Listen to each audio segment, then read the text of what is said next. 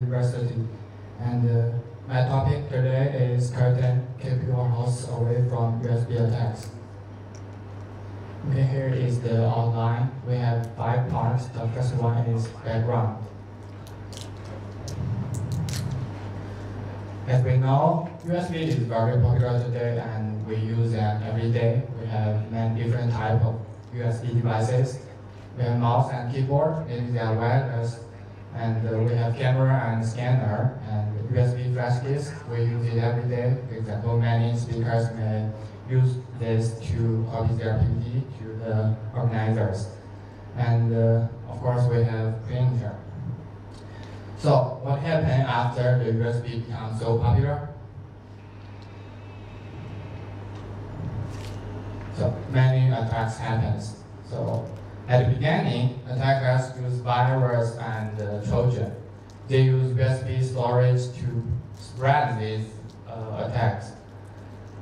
And then HID attack showing about 2013 or so. They will register as a different type of device. For example, you are using a USB flash disk and it may claim itself to be a keyboard and input some malicious code. And then it will enable its ability to inject malicious keyboard input. And finally, maybe it will download some Trojan from the internet and execute it. And then bad USB attack proposed in bad USB 2014. And the attackers will modify firmware inside the USB devices and displays itself as a standard USB device. It's similar to HID attack, but it's general. You can use bad USB attack for almost every USB device. But HID attack often used on some development board. And finally, Mossack and key sniffer proposed by West High research team in the last year. They will utilize the vulnerability of unencrypted communication signals between wireless mouse and its receiver. So they will replace some data or they will inject some malicious data. We will talk about it later.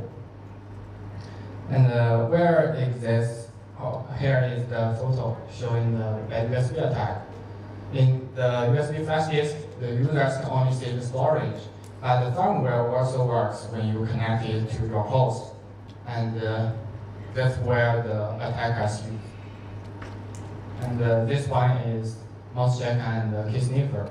You are using USB dongle to receive the data from wireless keyboard. The attackers can also receive the signal and you can replay it. So we have some defense systems. First, the antivirus software. We use it to prevent, detect, and remove malicious software. This is from Wikipedia. And then Good USB, proposed by Dave Tian in 2015 in DEF CON. Good USB is a host-side defense system for Linux. And it's against the HID attack and the bad USB attacks. It's based on user's choice. So I have talked about the bad USB attacks that it will claim itself to be another device. But good USB will not trust it. It will ask the users to choose one.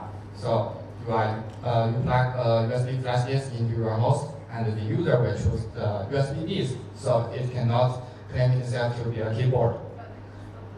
And then USB filter was proposed by Dave. And it's an access control system on Linux. It's just like a firewall. You can employ some static rules. For example, you cannot use keyboard to input anything, so the keyboard cannot work well. And you can also employ a rule that you cannot write anything to USB storage. Then you can only read from it. But that's not enough. Why? Because the antivirus software can help us when we meet the virus and Trojan. And the good USB and USB filter can help us when we meet bad USB attacks and HID attacks. But however, Mossack and key sniffer will still work. Before we before I show you our system, I want to talk about the thread model. We divide the system that USB works into 4 layers: application layer, driver layer, board layer, and device layer. So between each two layers, attacks happen. So the first one is application layer. That's where app works and a part of operating system, such as file system. And the second one is driver layer. That's where drivers works. And between these two layers, database attacks happens. For example, virus and Trojan. The attackers will use USB as their carrier, and then the virus will be sent to OS, for example, by auto-run. Yeah, and here it is. And the third layer is port layer. That's where your USB device connects to your computer. And between driver layer and port layer, firmware-based attack happens. In USB protocol, when the new device is connected to your host, the host will ask the device, who are you? So the device will say, I'm a keyboard or I'm a USB flash driver. And then here, from port layer to driver layer, the attack happens because the device will say, I'm not a keyboard, I'm a USB flash disk. So it tells a lie. And finally, the device layer, that's the functional device. For example, when you are using wireless keyboard, the device layer is the keyboard and the port layer is the receiver. And between this, channel-based attack happens. That's where the mouse jack and key sniffer happens. And we want to know the root cause of these attacks. So first, the database attacks, the virus. That's because operating systems and applications are too complex to be definitely invulnerable. They are always updating, so new code may be vulnerable. And the second one is most users are short of safety constructs. They just install antivirus software and they think it's safe enough. Yeah. And the second one is firmware-based attack. These attacks happen because there is no verification between host and the device. The device said I'm a keyboard, then it's a keyboard. He said I'm a USB flash disk, then it's a USB flash disk. The host will never doubt his claim. And the third one is channel-based attack. This is because there is a lack of protection for communication between the wireless USB devices and the USB interface. They transmit the data in an unencrypted way. So it's plain text to attackers. And if we want to defend these attacks, we should know how to detect them. The first one is unauthorized access to important files.